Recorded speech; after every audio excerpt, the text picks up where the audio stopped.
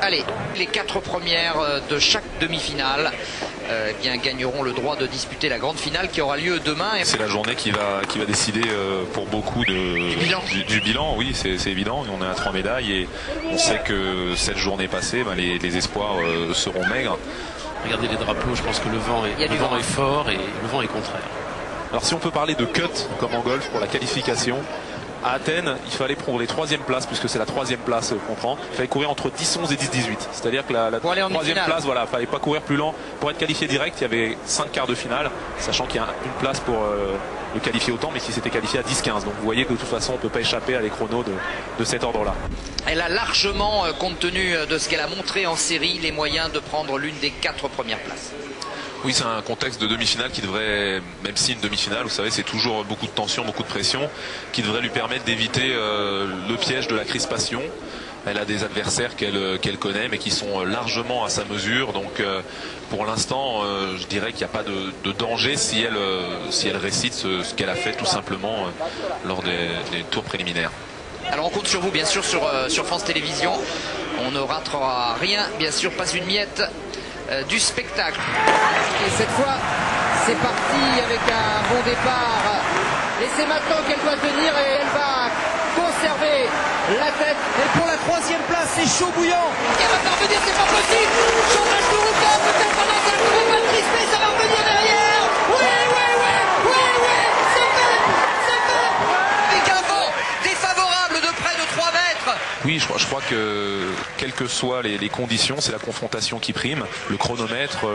Et on va avoir tout de suite l'avis d'une experte, puisque Marie-Jo vient de nous rejoindre dans le studio. Qu'est-ce que vous pensez qu'elle est là sur ce qu'on voit là aujourd'hui, elle est potentiellement sur le podium demain, elle peut le faire?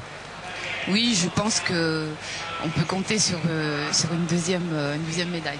Parce que bon, vous connaissez ce problème-là, parce qu'à Atlanta, c'est ce que vous aviez fait. Bon, évidemment, c'était pas 100-200, mais c'était 400 et après le 200 mètres. Lorsqu'on a réussi cela, eh bien, après, est-ce que c'est facile? La deuxième course est plus facile, on est plus serein dans sa tête.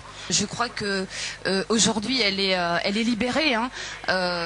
Justement, elle est à côté de Nelson. Est-ce que vous avez un mot à lui dire, Marie-Jo? Elle vous écoute. Est-ce que vous avez un mot à lui dire? Bah écoutez, moi j'ai envie de lui dire qu'il faut y croire jusqu'au bout. Voilà. En tout cas, formidable ce que vous venez de faire. Hein. Oui, avec beaucoup de relâchement. Elle a une capacité à bien tenir sur ses fins de course. C'est ça qui est intéressant. Elle le fait vraiment avec beaucoup de relâchement et elle fait la différence comme ça. Alors, dans la perspective de la finale, c'est surtout ce qu'il faut qu'elle essaye de conserver en sortie de virage, même si elle est un peu en retard. Il faut qu'elle compte sur ce relâchement et qu'elle s'exprime ainsi, avec un départ peut-être un petit peu plus engagé, parce qu'elle aura affaire à des concurrentes qui partiront très très vite. Oui, ça s'est vraiment très très bien passé et on se demande maintenant si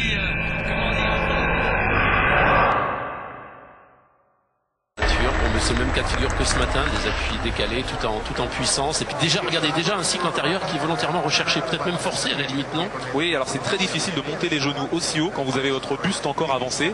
Mais lui sait le faire, ça veut dire que là vous avez une ceinture abdominale, les psoas, tous ces muscles profonds qui permettent d'élever les genoux, qui sont plutôt solides. Et alors après, quand il est lancé, quand il se redresse, c'est magnifique.